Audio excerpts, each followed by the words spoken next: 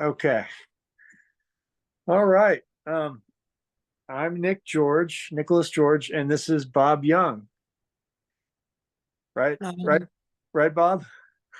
okay, Nick, I'm in Australia, Sydney, Okay. and we're 17 hours in front of you on time. So there Yeah. you are. Yeah, Now, you want to talk about Pythagoras, I take it? I do.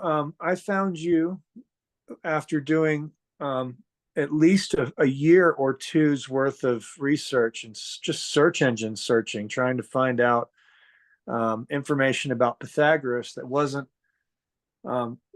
common and or at all. And I wasn't finding much good detailed information about him. And it took me about a year of trying to research the guy for the first time in my life before I stumbled across your first article comparing the possibility of both Ezra and which was the most important scribe alive in 500 BC under the command of the client kings, the Maccabees. And you were comparing him to Pythagoras and asking the question, was one of these potentially the righteous teacher in the Dead Sea Scrolls that is talked about ambiguously, consistently ambiguously, and isn't named in the Dead Sea Scrolls? And you were only the second person who had ever posited that idea in my research. Dr. Robert Eisenman was the first. And you took the ball and you had obviously already been running with it. And Eisenman was just kind of scratching the surface and not really tackling that avenue. And you did. And as I went down that rabbit hole, I was shocked and amazed. And I think that Dr. Robert Eisenman would be too, to have a conversation with you on video. I would love to have, I wish he was here. I'm sure he wishes he was here. But go ahead. Yeah, well, I went to Israel in 1994 with the intention of writing a book and researching a book on the Holy Grail.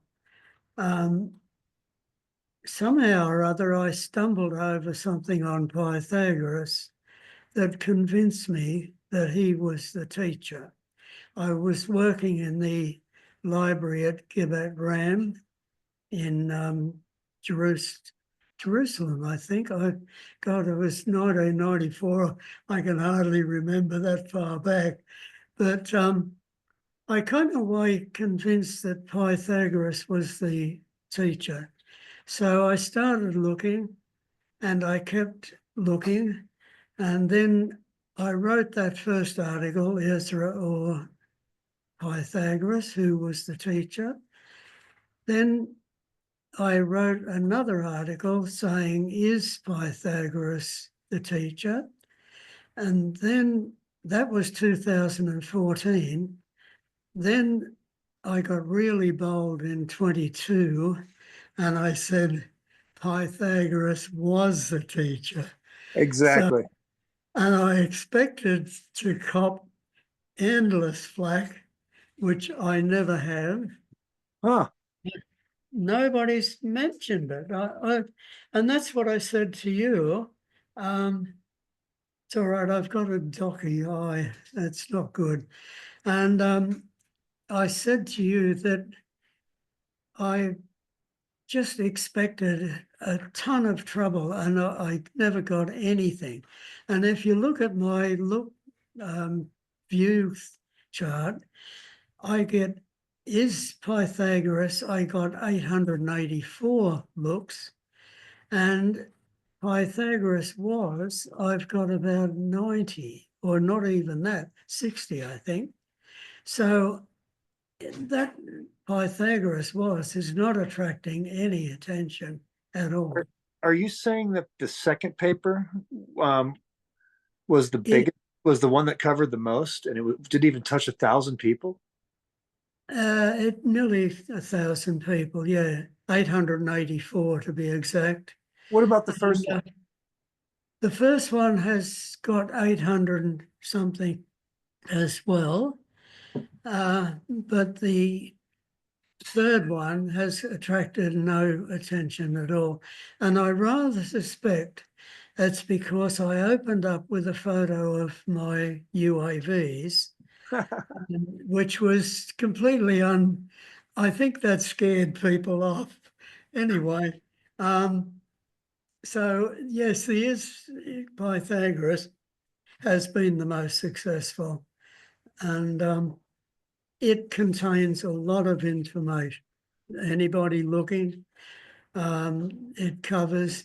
The problem with this subject is a lot of people know Pythagoras, and a lot of people know about the Dead Sea Scrolls, but not many people know about both of them.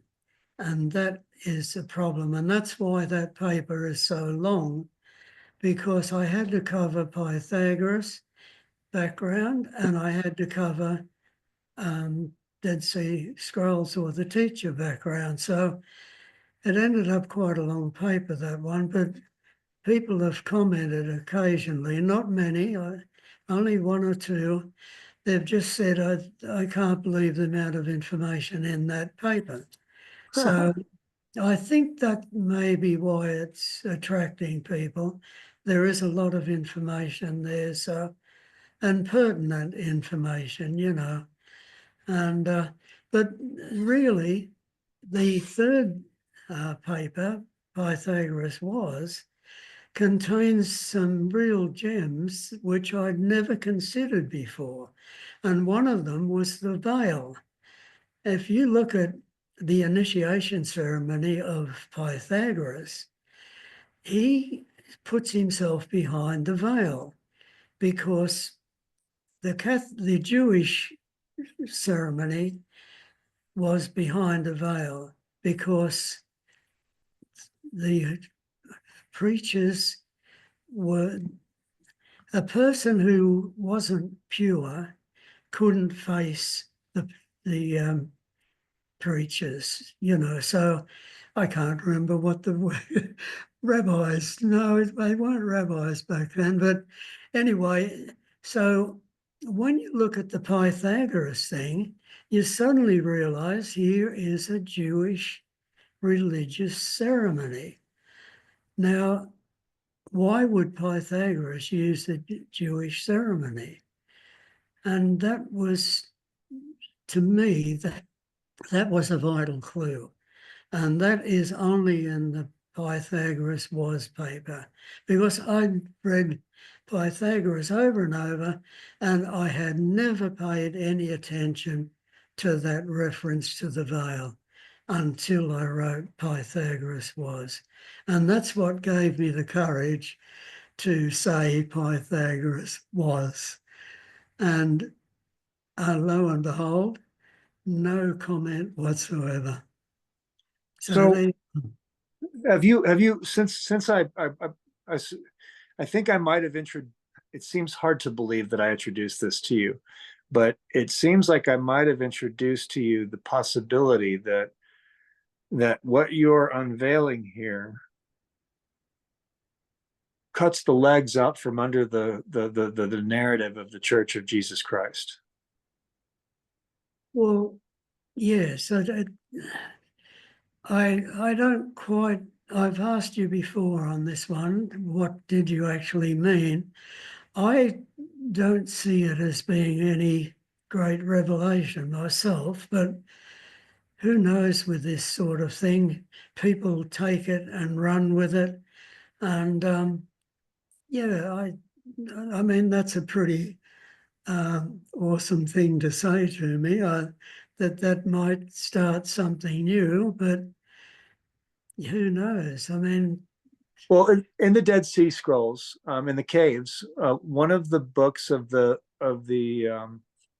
Tanakh or Septuagint or Old Testament, whatever you want to call it, one of the groups of those old letters, old books that was commonly found, second maybe only to Isaiah, was the book of Daniel.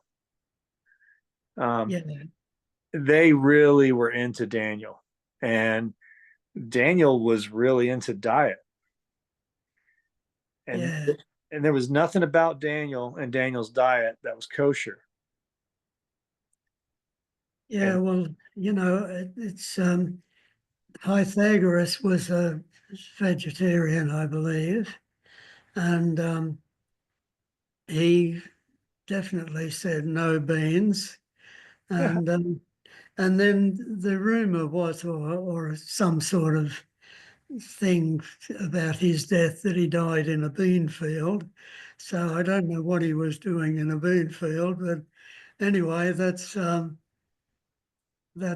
some of the problem with Pythagoras is it's all just conjecture and rumor and all this sort of stuff, and you've got to try to work your way through it and try to remain realistic somehow or other. It gets very difficult in that would respect. would you agree that there's an unusual amount of censorship 150 years after his death, that scared anyone from even third party writing down his teachings until they were finally until we have what we have that showed up 150 years later. But Yeah, there's a big blackout there that screams censorship by a very powerful organization. yeah. Well, the biggest one is the burning of the library at Alexandria, and that reeks of censorship. So, but it's a mystery, Nick. I wish I knew the answers, but I don't. Well, I'd like Oh, to go through them with you on on the air because I think that both of us are going to have a couple of aha moments as we're working through this, and hopefully some people that are viewing it. If you just keep it, what you said that I said earlier, you said it was awesome. Like it might be it might be too much. So what I try to do is I try to keep it simple. The diet is probably the biggest exposure to the cover up because the most significant two things that I can think of that happened during that blackout period after Pythagoras's death was the invention of the Old Testament into Greek by Ezra and the Maccabees. And what motivated them to do that in 500 BC?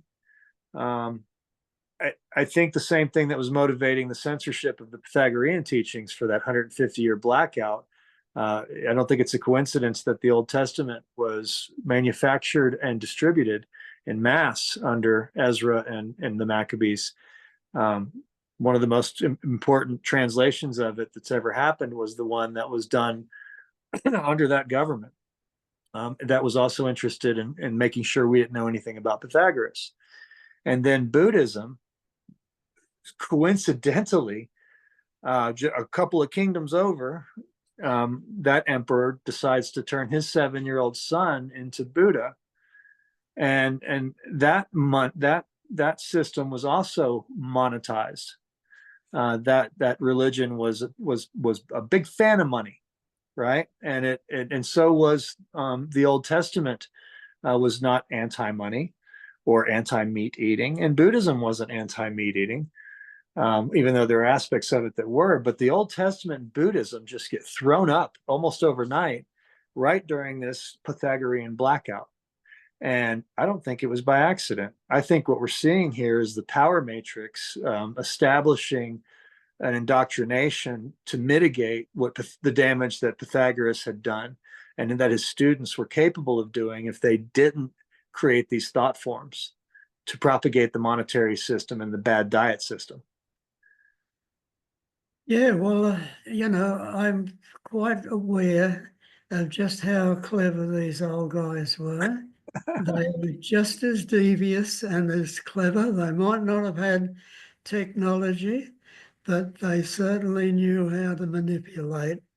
And yeah, it's interesting stuff. To be honest, I'm as puzzled as anybody, Nick. I wrote that thing. I researched and researched and looked and put that paper together. And sometimes when I read that paper again, I look at it and I think, did I actually write that? I don't know how I could have written it. But one thing I do know is anti-Semitism is based on the laws of Moses, and Ezra and Nehemiah were the ones that really drove that anti-Gentilism in actual fact, because Nehemiah said when the Babylonians returned, as the Israelites returned from Babylon,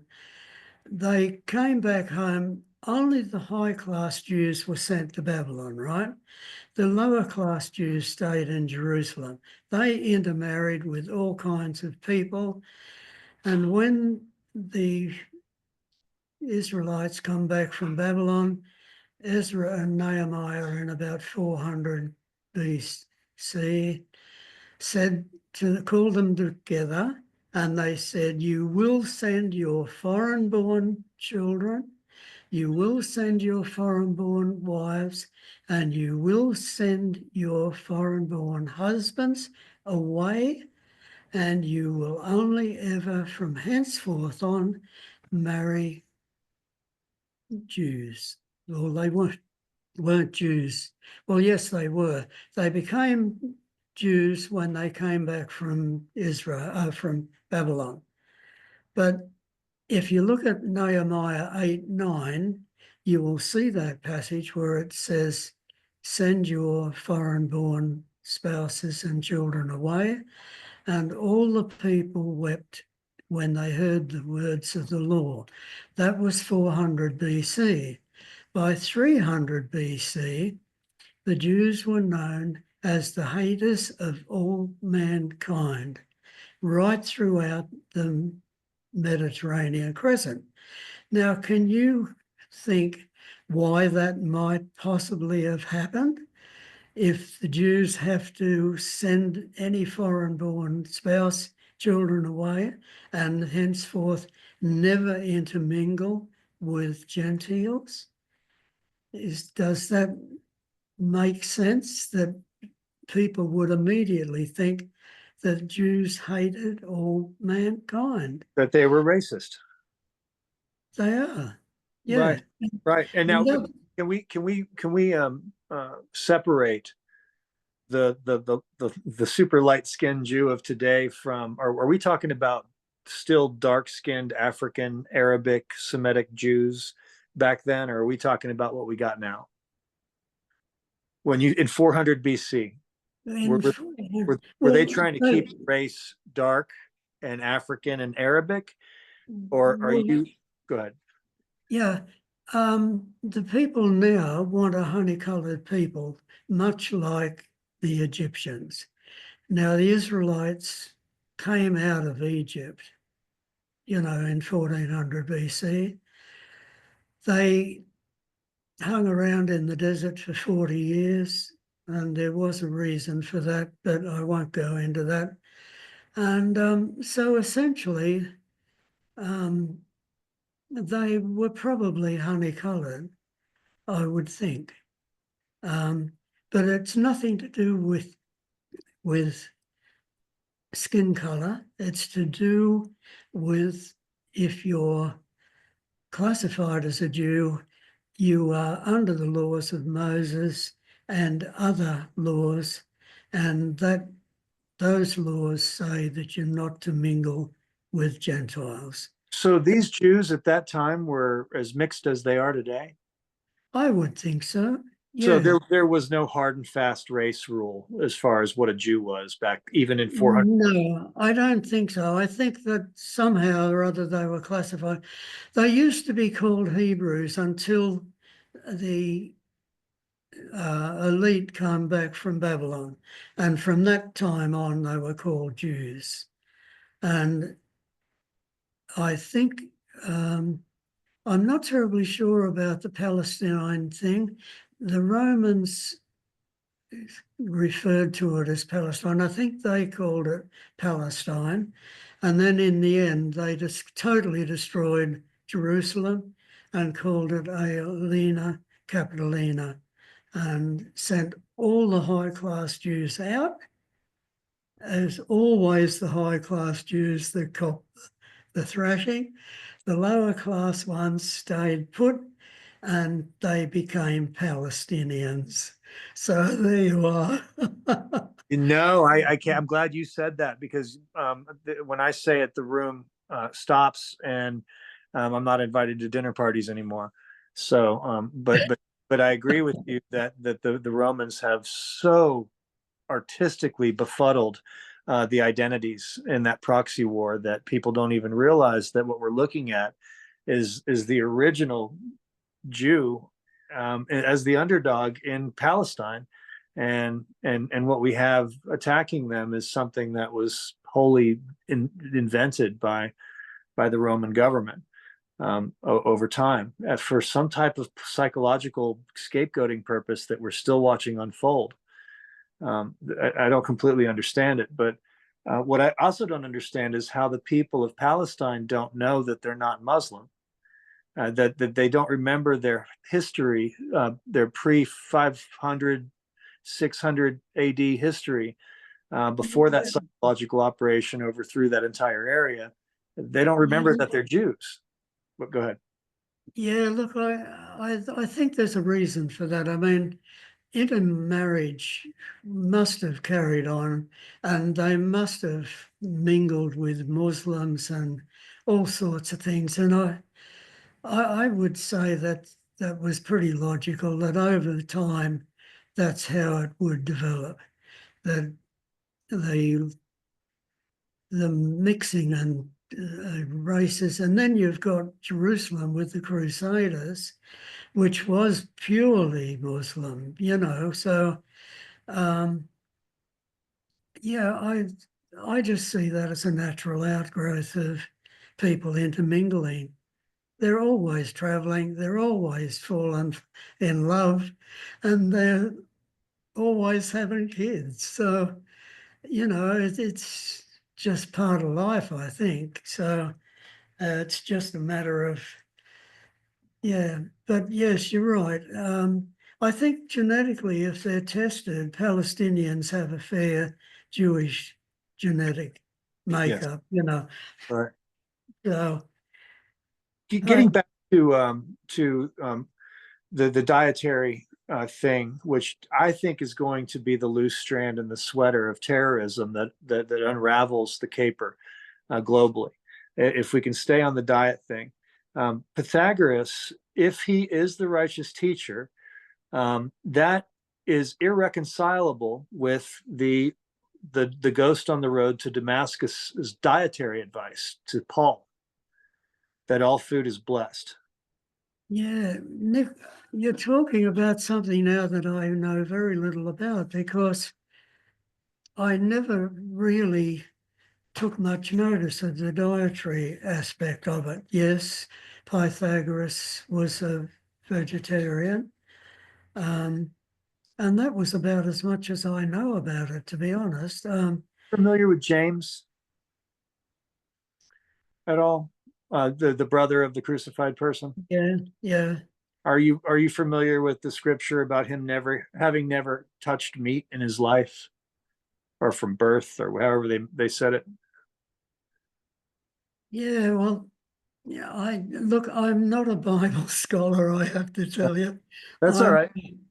I'm just a Well, person who discovered something about Pythagoras. well, And by the way, my book on the Holy Grail never got written. I started it, but I never progressed with it. I got sidetracked with Pythagoras. So I got a feeling the Holy Grail is going to turn out to be like the Philosopher's Stone. It's going to be a teaching and not an object of some kind. I think it was a very dangerous thing. And that's why the veil was introduced. And the high priest, when he went in behind that veil, he had to have an ankle chain attached to him, and two acolytes held the other end of the chain. And if the bells on the bottom of his cassock stopped tinkling, then they put on the chain and dragged him out from the Ark of the Covenant. Now work that one out. And when Aaron's sons, I think it was, got mixed up with it, and they weren't careful. They had to be buried a mile away from the camp. Now, what does that suggest to you? Oh, and by the way, the girdle that the high priest wears was intended to stop radiation. So I can only tell you that. That's all I know. I can't give you any other clues than that. So it's a very interesting thing. But why would they have a chain attached to the high priest's ankle? And if the bell stopped ringing, they had instructions to pull that chain out with the priest on the end of it. Unless it ever happened, I don't know. I mean, I wonder if there's a recording of them actually having to do that and what the collateral damage was, but Well, when the Philistines, I think, got hold of the Ark of the Covenant, they started dying of tumours. they brought it back, They sent it back. They didn't want anything to do with it. right? So what are we talking about? I suggest we end this part of the conversation here because it starts to border on the fantastic. Okay, well, then I'm going to drag it back to something that I think that you are familiar with. So the Dead Sea Scrolls, we are told that they were discovered the year after Israel was officially founded, right? Yeah. But no, that the Damascus scroll was found in 1890. Exactly. And if we go back to the Balfour Agreement, we find out that there was plenty of pre-planning that was going on before the advent of the Nazis, even Yeah. to create a Jewish state. So that wasn't an eventuality that happened after the fact of a Nazi abuse in which No, actions were needed. no, the Balfour Declaration was declared in 1924, wasn't it? Uh, yeah, well, but there was a Balfour letter that happened before the Balfour Agreement that I think happened in the late 1800s, where they were gearing up for the agreement. And Well, that Balfour Declaration divided Israel into two. It was a Jewish state and an Israeli state from memory. Am I right on that? I don't know. I'm not an expert on it. I'm married to a woman who's fluent in Hebrew that was raised in Israel from the age of 7. But all that happened long after my research. It was just a really cool Mm. outcome. And Oh, it's yeah. helping with my research, but I don't have the answer to that. But gosh, and an interesting side note, Tisha B'Av. Are you familiar with that? No. Tisha B'Av is the 9/11 Memorial Day they celebrate annually. And when I went back to figure out where this 9/11 memorial started, it was the first temple leveling in 587. That was the original 9/11, is what Tisha B'Av translates to directly in English when you do Oh, okay. date. Right.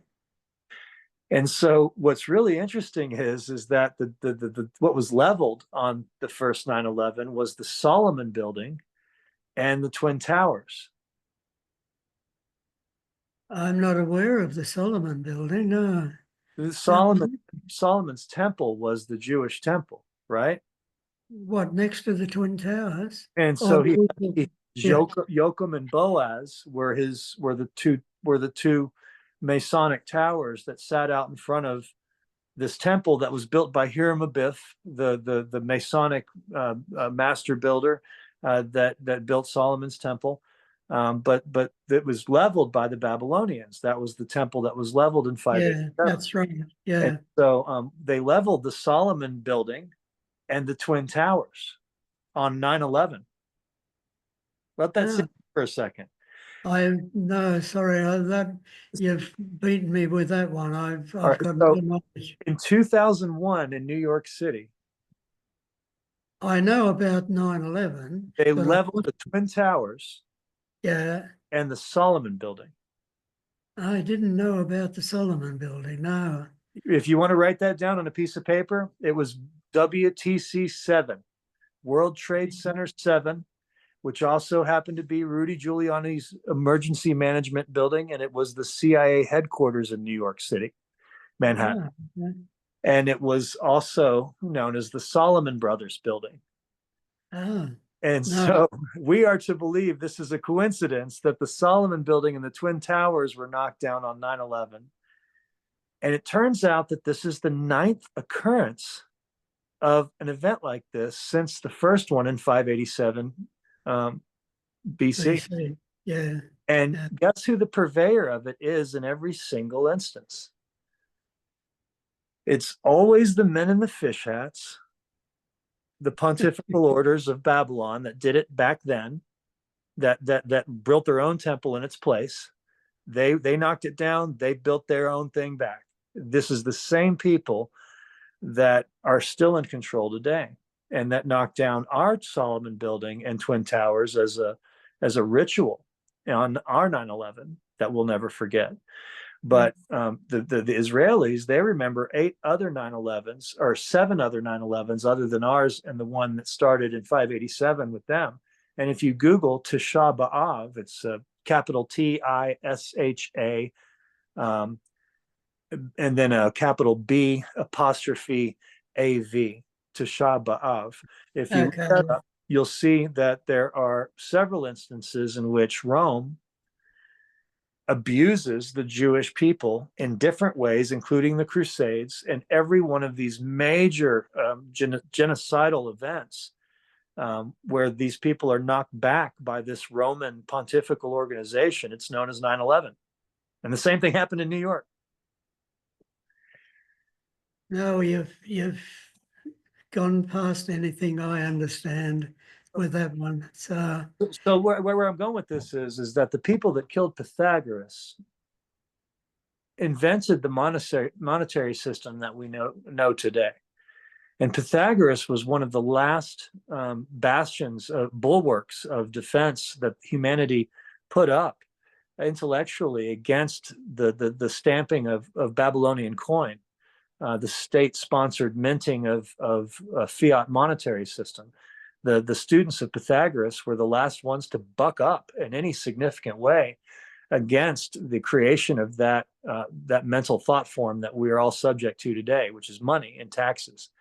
And so they had to build a software patch that was strong enough to overthrow what Pythagoras introduced to humanity and his students. And that software patch was the Old Testament. And that software patch worked for about 500 years until a sequel revolution happened that was also Pythagorean. And it was the crucified person and his brother James that started that sequel Pythagorean revolution that was following the teachings of the righteous teacher, which was Pythagoras. And you're one of the few people in the world that's been able to make that connection. But once that connection is made, what's going to eventually bubble up is that people are going to realize that this doppelganger Messiah that we've been given in place of Judas and James, Jesus, tells us that we can eat anything and it's okay. And if Pythagoras was the righteous teacher and the Dead Sea Scrolls, the people that John the Baptist and James and all those people were emulating, then there is no way in hell that that a legitimate Messiah would stand up and tell us that all food is blessed in light of the previous righteous teachings. And so simply by the dietary, the stake in the ground, the mistake in the ground that that this monetized religious system has made by creating the Bible, it's exposed itself now through now that we're discovering that Pythagoras was the righteous teacher. It's now exposed itself as a satanic inversion of the righteous teachings. yeah, it's interesting. I can't think of his name now, but he said that Jesus just followed Pythagoras. That was his view of it all. But I don't know how true that was. But Well, he wouldn't have asked I, us to eat of his body and drink of his blood and tell us that all food is blessed if he was following Pythagoras or the Essenes, because in the Dead Sea Scrolls, if you've gotten to the part where they talk about Belial, the antagonist of the scrolls, his nets of deception, one of the most important ones is blood consumption or defilement and pollution through touching or coming into contact or lusting after or especially drinking, even metaphorically. And so what they left us with is a tradition of ritualistic pollution through the Eucharist, which is considered to be one of the main nets of deception that is cast by the demon Belial. And so on a multiple fronts, not just the terrible diet, the demonic dietary advice of all food being blessed, but also the drink of my blood and eat of my body ritual, is exactly what the nets of Belial were, for ritual pollution. And so once you start to realize and the only reason we have all this information, the only reason that Dr. Eisenman was able to make the connections that you did about Pythagoras being the righteous teacher is because he started suing the Catholic Church in the late 90s, along with a class action of other and whatever you call them, anthropologists, and he had a little bit of the help from the school, UC Long Beach, that he's an professor of anthropology at. But Dr. Robert Eisenman hung on to that lawsuit to release the Dead Sea Scrolls from the custody of the Catholic Church for several years until the lawsuit was won in 2003. So literally, the information that you're talking about has only been capable of being found out since that 2003 lawsuit was won by Dr. Robert Eisenman. And he was the first one to mention the Pythagorean connection that I know of. But you could tell that he was scared of it.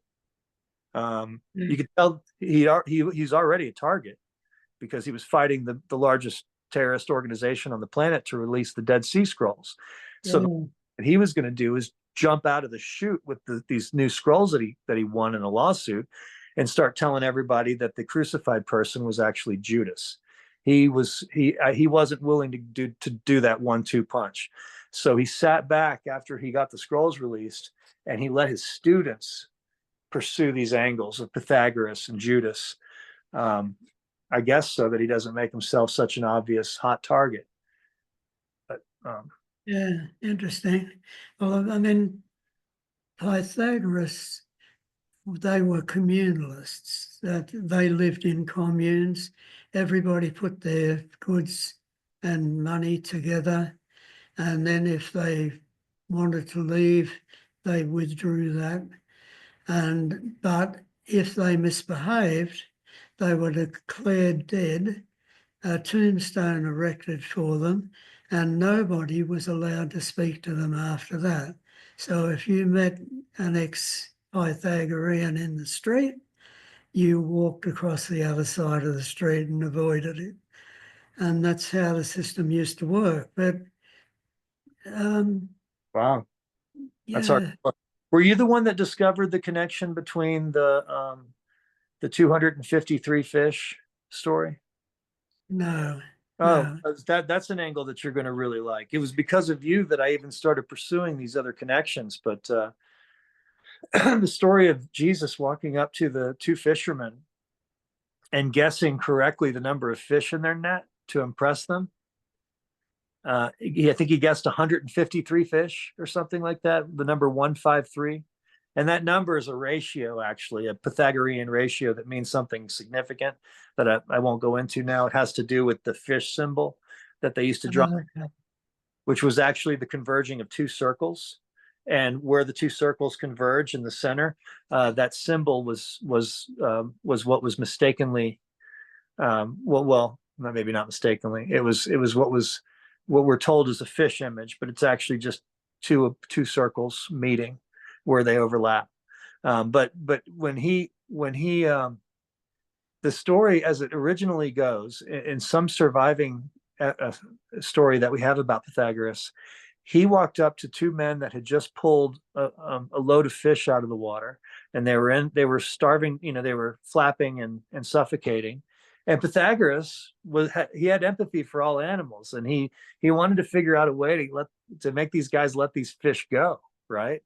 And so he made him some type of wager, and I don't remember what would happen if he lost, but he didn't lose, so I guess it doesn't matter.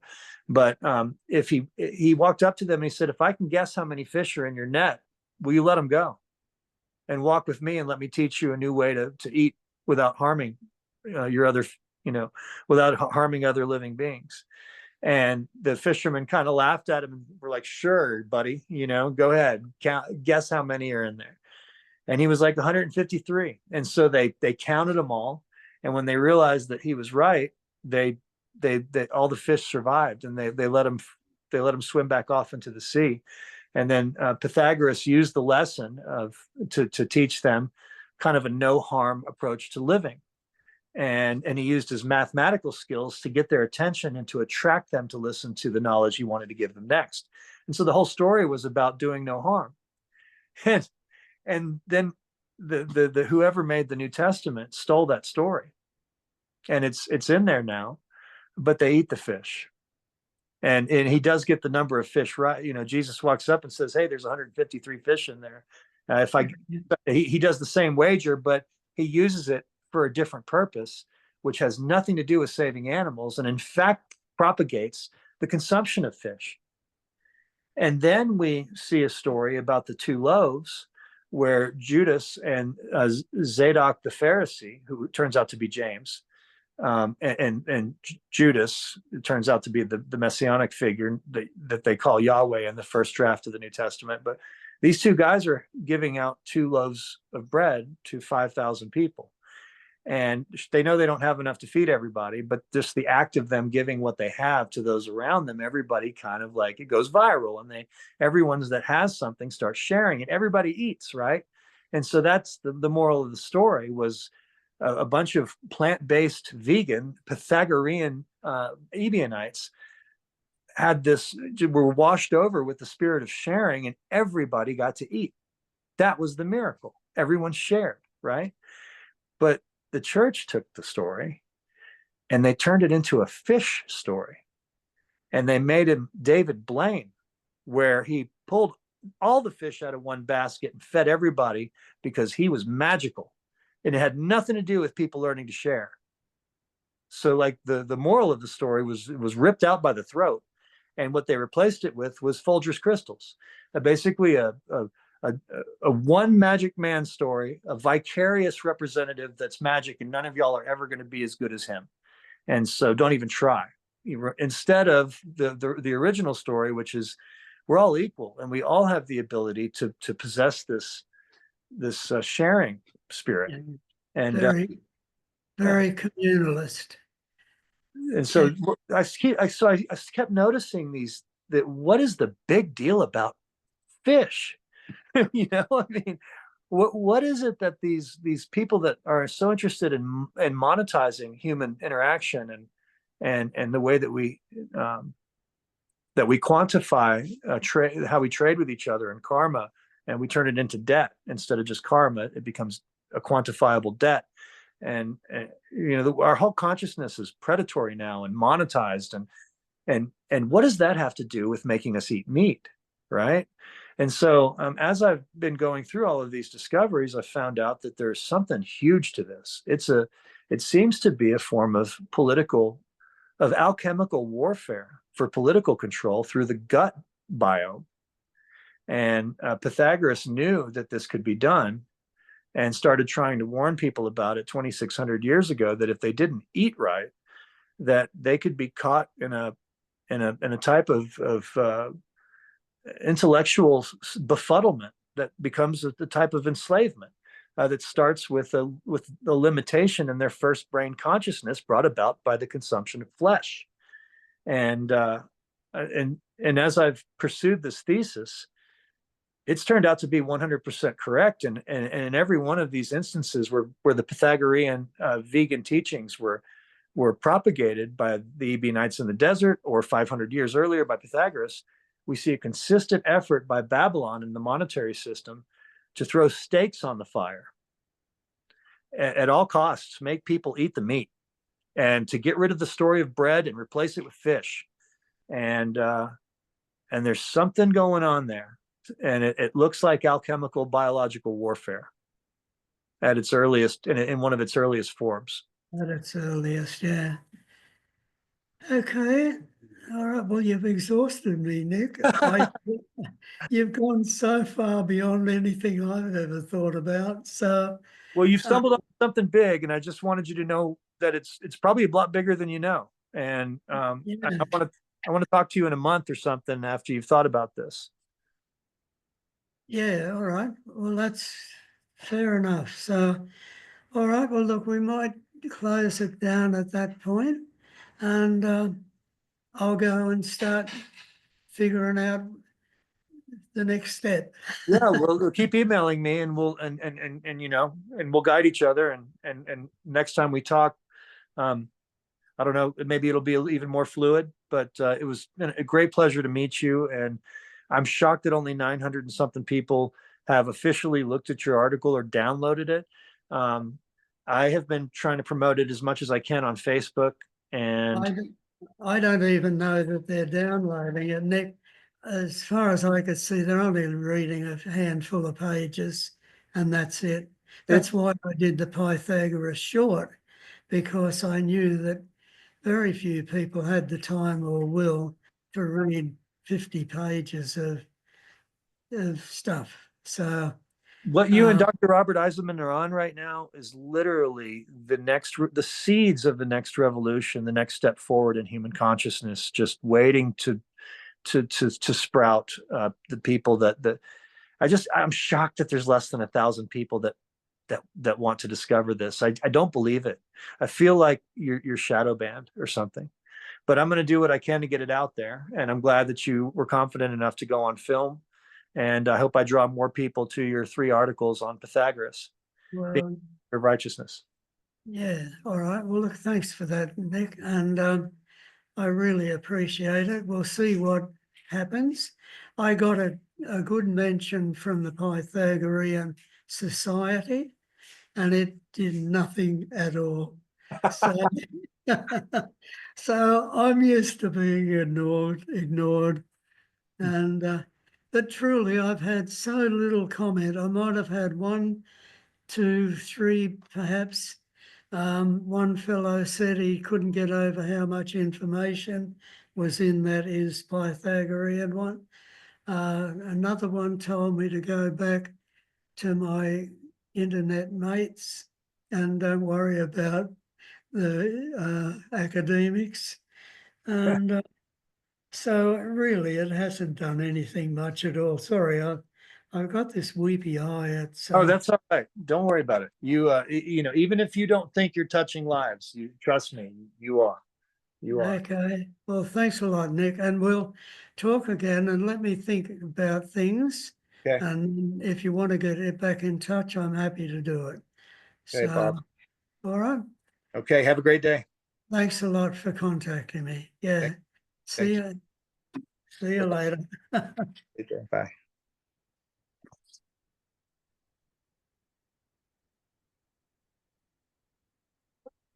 Yeah. But your dinner's more than ready. All right. Dinner's ready. Dinner's ready, Nick. Okay, I'm trying to get out. All right. Catch you later. I didn't. I thought you'd already signed up. So. Yeah, no.